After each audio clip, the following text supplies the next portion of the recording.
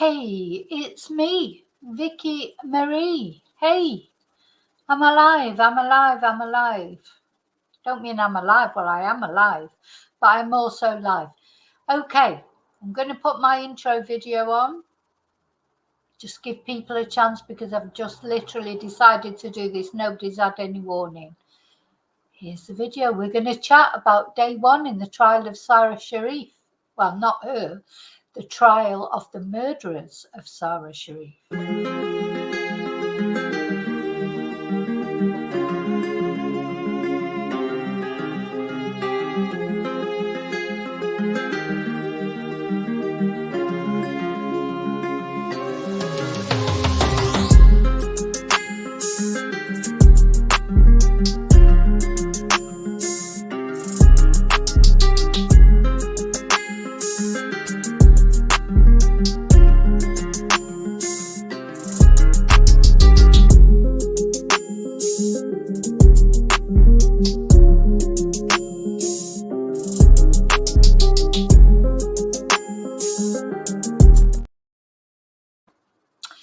Hey, so yes, this is going to be a very quick live because I've only just finished classes. I've got members live later. I've got to have something to eat in between, but I just wanted to give you, an update. And anytime I have any updates from Sarah's parents' trial, I will come on and give an update because it's very important this. And even just today, day one, what's come out, it's terrible. Just want to give you a trigger warning. It's not very nice. In fact, it's awful. What's already come out on day one, what this poor girl suffered. So I just want to warn you of that. Trigger warning. I'm just going to go through the update of what happened today. And as I say, it'll be quite a short live, but I'll see you later on members. Anyway, let's have a look. So this poor girl, we're finding out already just on day one what this poor girl had to go through. So here she is. Just when you see these girls like Madeline Soto and you see them and they're smiling and what's going on behind the scenes, you wouldn't know, would you, by looking at the pictures? So we found out today in the trial that the father of 10-year-old Sara Sharif, he called the police after fleeing to Pakistan to say he'd killed his daughter by a beating. That's what he phoned the police to say. And then her body, of course, was discovered the following day. It was the following day when he phoned. They fled to Pakistan. It's her father, her stepmother, and her uncle, his brother. They all fled to Pakistan, and then the following day, Sarah's father rang the police, but he had left a note in the house. So all three of them are accused of murder, and all three of them have pled not guilty. Not guilty, even though, and this is what's been worrying me, because there's been no cause of death can be established. And I was worried, does that mean does that mean they won't be able to prove murder? But look, listen to this. He left a note in the house confessing to it. How's he going to get away with that now then, I wonder? What does he think he's going to say now? So apparently, they heard the 999 call. I don't suppose we'll get to hear it. They may release it. Sometimes they do release them at trials, or they may release it at the end of the trial. And prosecutor William Emlyn Jones Casey said all the defendants had played a part in a campaign of abuse against Sarah leading to her death, and that Irfan Sharif had telephoned Surrey police at 2:47 a.m. on the 10th of August to say he had killed her. The caller was the first defendant, Irfan Sharif. Now, which one is he? Because it doesn't look like, neither of those look like him. Honestly, I think some of these artists are not very good. I presume it's him. Has he grown a beard, etc.? This man looks younger, so that looks like maybe his brother is younger. I don't know. Neither of them look like him. Anyway, the caller was the first defendant, Irfan Sharif, said Emlyn Jones. His call to the police lasted for 8.5 minutes. And this is the court. Oh, he's on the right. Looks absolutely nothing like him. Sorry. A court artist, I'm going to show you a photo of him because that actually doesn't look anything like it. Like him. Let's have a look at a photo. That's him. That's the uncle, and this is the stepmother in the middle. Let me just say hello to you all that are in here. Hi, Chumba. Hi, Jacqueline. Hi, Angel. Hi, Laurie. Hi, somebody else was in there. Jacqueline. So, yeah, terrible. How could they plead not guilty? Well, so let's carry on. Now, he's admitted to it. No, I don't, just wondering how he's going to squirm out of that one. How can he plead not guilty when he'd left a note confessing? He phoned up his 999 call, confessed. So listen to this. So again, trigger warning. So he phoned up, let's see, the operator interrupted him and said, "Take a deep breath and tell me what has happened." And Irfan Sharif told him, "I've killed my daughter." How's he going to worm his way out that one then? He used a nod expression. He said, "I legally punished her and she died." He told the operator his daughter was naughty. And he also said, "I beat her up." Is that what? So is that legal punishment then, beating someone up? I legally punished her and she died. And then he said, "I beat her up. It wasn't my intention to kill her, but I beat her up too much." It just, what that little girl went through, really, just indescribable. Indescribable. So how's he going to wiggle out this then? Left a note confessing to it. He confessed to the operator. So the court heard that the police found Sarah's body under the cover of a bottom bunk bed in an upstairs bedroom. That looks quite like the woman. That looks a bit more like her. The other ones are rubbish, sorry. Emlyn Jones said a note, which he said was analysed by an expert, who concluded it was Irfan Sharif's handwriting, was found by police next to her body, a little body. They left her there on her own. They just, God. Oh, God, deep breaths, deep breaths. The note shown to the jury read, "Love you, Sarah." Yeah, of course he loves her. "Love you, Sarah. Whoever see this note, it's me, Irfan Sharif." I thought you couldn't speak English. Obviously, he does speak English.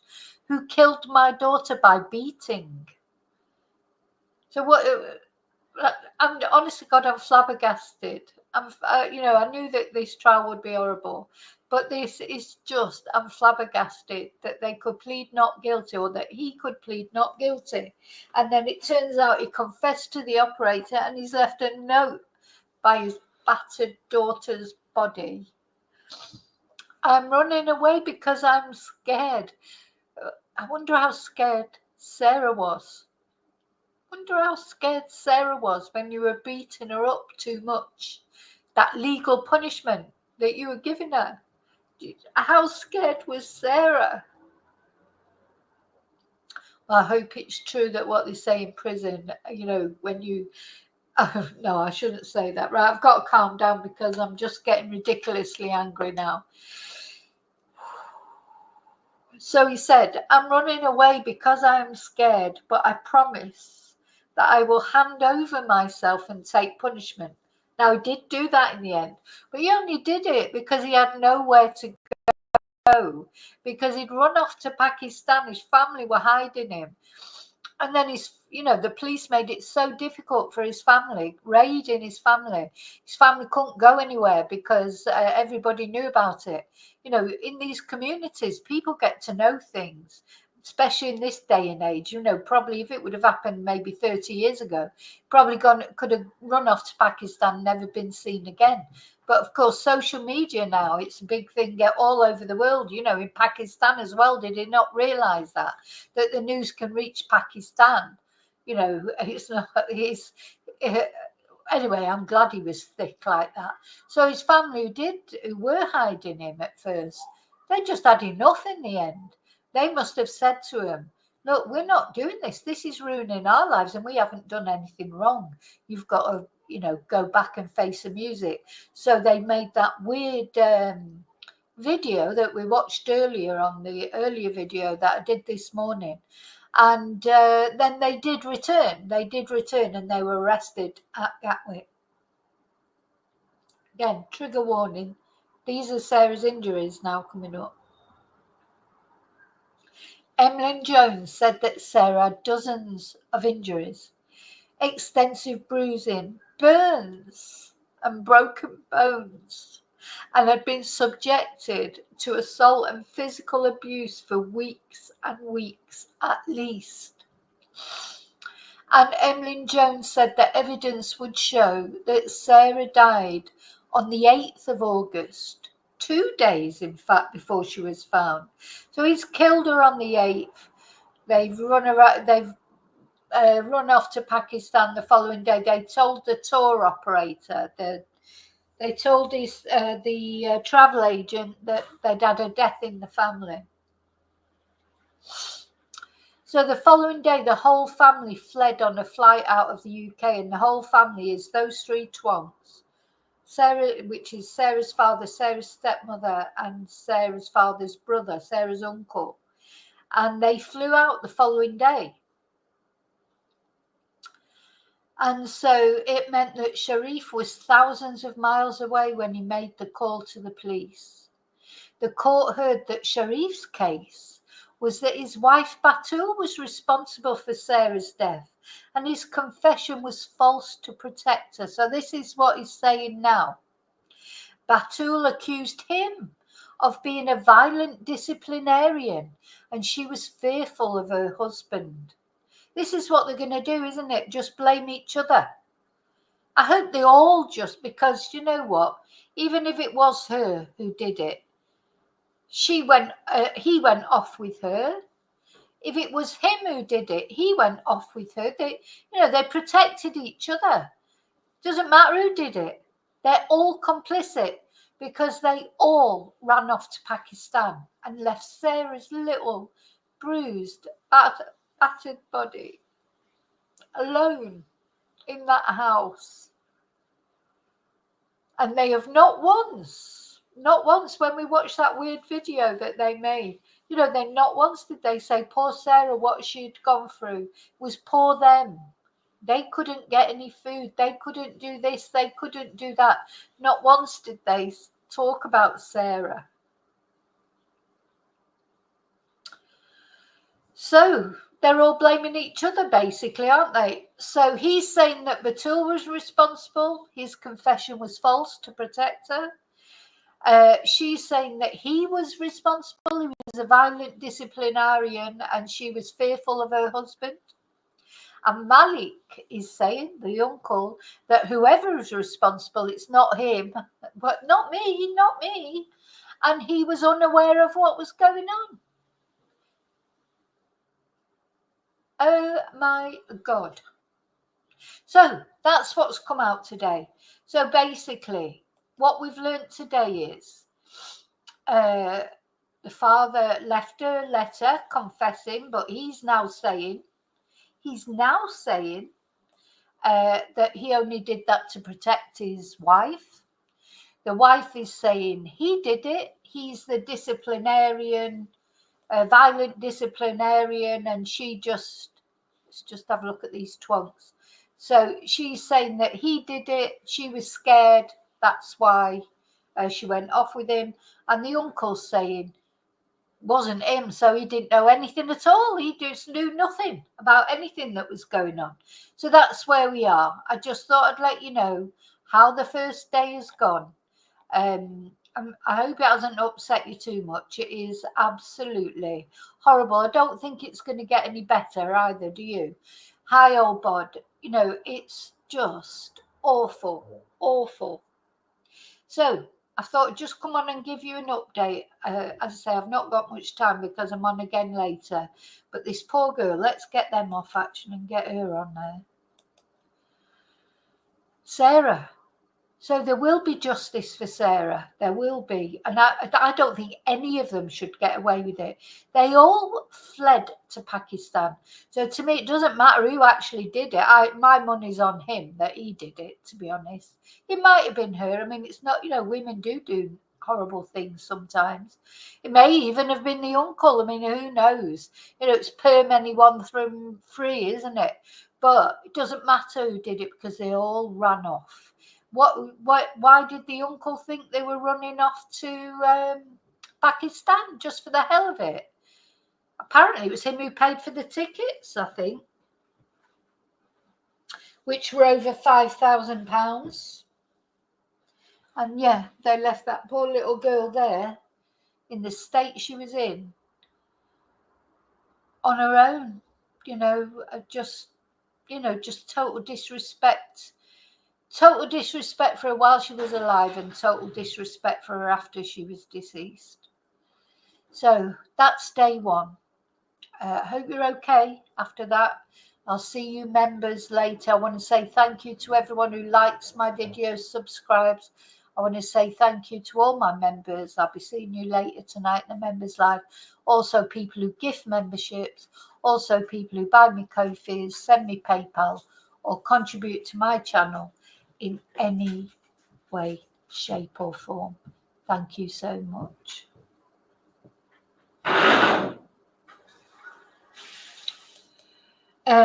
Laurie, it will be, yes, press the like. Thank you, Oldbot. I forgot, leave your fingerprint on the like button. Laurie, it will be tonight at 9 o'clock Spanish time, so 8 o'clock UK time. I have done a notification already. You should have a note. Actually, I've got to change the notification to members, so you should get a notification, hopefully. But yeah. So, rest in peace, Sara. Let's put a candle up for her. Oh, this is going to be hard, this. But do you know what? We've got to talk about it because it's got to be known what sort of people these are. Anyway, rest in peace, Sara. I'll see you really soon in the next video. And until then, may your God go with you. Bye.